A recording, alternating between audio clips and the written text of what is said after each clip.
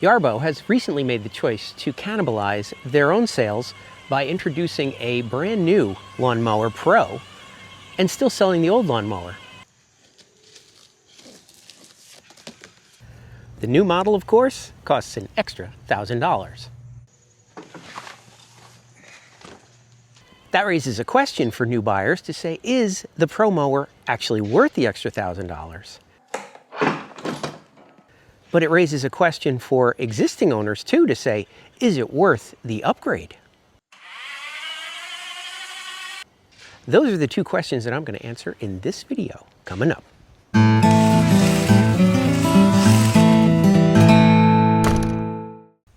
The two mower modules are similar in size and shape. Both have rain sensors, binocular cameras, ultrasonic sensors, and touch bumpers. Both can cover up to 6 acres. They mow 20 inches wide and up to 4 inches tall.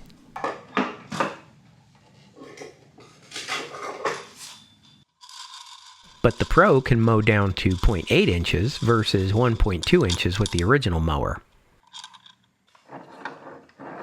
The biggest enhancements to the Pro mower are under the hood. That is, stronger motors and the option to use straight mowing blades. The straight mowing blades are supposedly better for southern lawns with thicker grasses like Bermuda and St. Augustine. But I live in New Jersey with a cool season lawn, so I was curious to compare the cut of the razor blades versus the straight blades. To conduct this test, I let my grass grow much taller than I normally would. You can see here some of the blades are 9 inches tall. The Pro comes with the razor blade decks pre-installed, so all I did was snap it on the core and let it mow half of my lawn.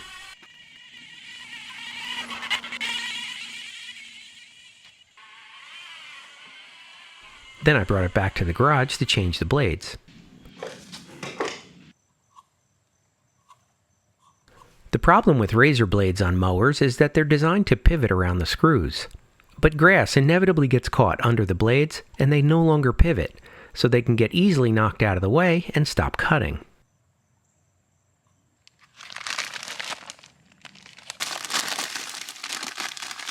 The straight blades are made from high carbon steel and they're clearly marked left versus right, and which side should be facing the grass.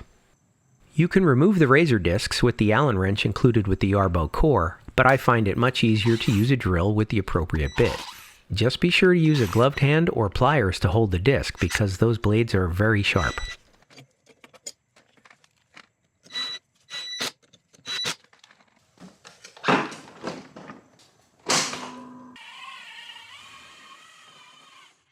Next, I brought Yarbo back to the lawn and it resumed exactly where it left off. Other than this funky move, which must have been a glitch with obstacle avoidance, it proceeded to mow the rest of the lawn without any issues. Now let's take a closer look at cut quality. Here you can see this tall grass is uncut, and this is the section with the Pro Mower's razor blades. It definitely has some uncut stragglers, which is typical for the first pass, but not too bad. Now with the straight blades, this part is uncut, and this part is cut. Still some stragglers are visible, and it's not a perfect cut, but when I move to the line where I switched blades, you can really see the difference. Here the right side was cut with the straight blades, and the left side was cut with the razor blades. Side by side, there's no comparison. And in this clip I zoomed in far from sitting on my porch, and you could see over the crest of the hill, the right side was cut with the Pro straight blades, and the left side was cut with the razor blades. You can clearly see a difference here. Compare that to this footage taken in August with the razor blades on the non-Pro mower. There's no doubt in my mind that the Pro gives a much better cut than the non-Pro mower, and the straight blades gives a better cut than the razor blades. All right, here's what the bottom of the mower looks like after 2 mows. I took one of the blades off so that I could show it in another shot, but you could see there's no grass stuck anywhere like there were with the old razor blades. There's no place for things to get stuck. So looking good so far. Now the big difference between the original mower and the Pro is the blades. This is the mowing disc off of the original mower, and you can see it's got 5 razor blades on it. And the razor blades are intended to pivot like this, but when they get grass underneath them like that, they tend to get stuck.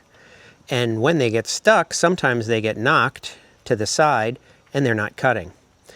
So that's the original design. The Pro gives you the choice. It comes standard with a different kind of mowing disc, but it pretty much has the same functionality. It's got the 5 razor blades on it, and that's what comes by default.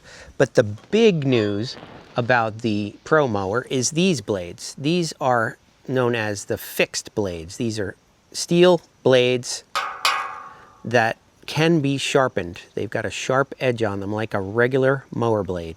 And more importantly, what they also have is this fin on the back here provides lift. So as the blade is turning, it picks up the airflow and it picks up the grass. And you can't get that with a straight mower, you know, the straight blades like this. And I think lack of lift is what's actually causing mediocre performance out of every other robotic lawnmower. When there's no lift, your grass blades are going to get cut at the height that they're at. So if they're laying on their side because the wheel went over it or because somebody walked on it, they're not going to get cut. And what's going to happen? Tomorrow they're going to be sticking up when the sun comes out. And that's the problem. The lawn always looks like it needs to be mowed. When you have a design like this that is more like a traditional lawnmower blade, it provides lift that sucks the grass up, and that makes them stand at attention so they can all get cut a nice, even amount. Now, the other way to compare these two is the amount of cutting edge. This fixed blade has a 2.5-inch edge right here, times 2, means you're getting 5 inches of cutting blade on this blade right here.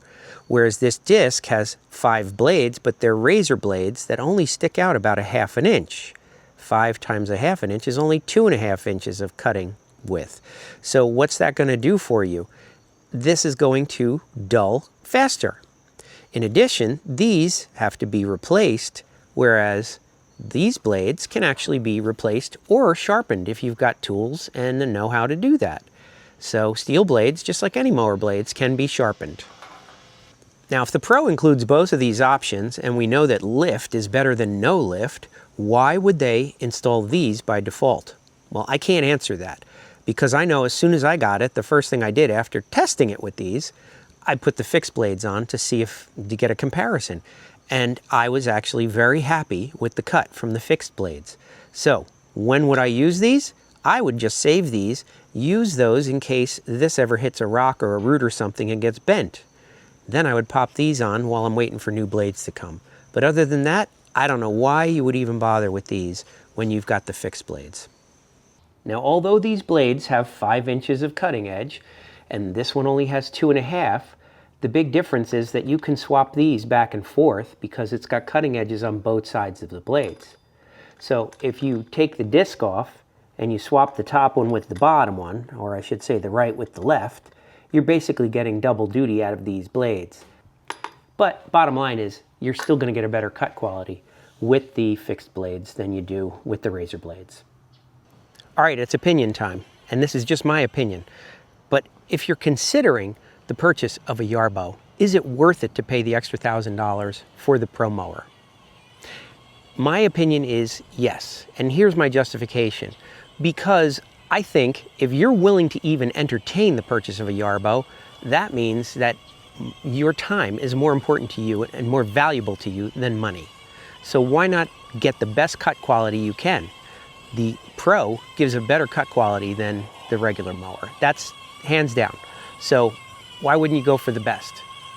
If you're an existing owner, would you upgrade to the Pro? I would say no. If you have to replace your mower for some reason, I would go for the Pro. But I don't think I would get rid of a regular mower and go with the Pro.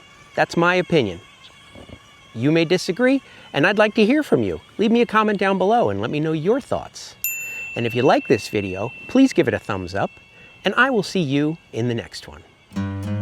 Hey there, if you're new to the channel, be sure to subscribe and hit that bell icon to be the first to know when new videos are posted. Look for HandyDadTV on Facebook, Twitter, and Instagram, and visit the website HandyDad.tv for more great ideas and information.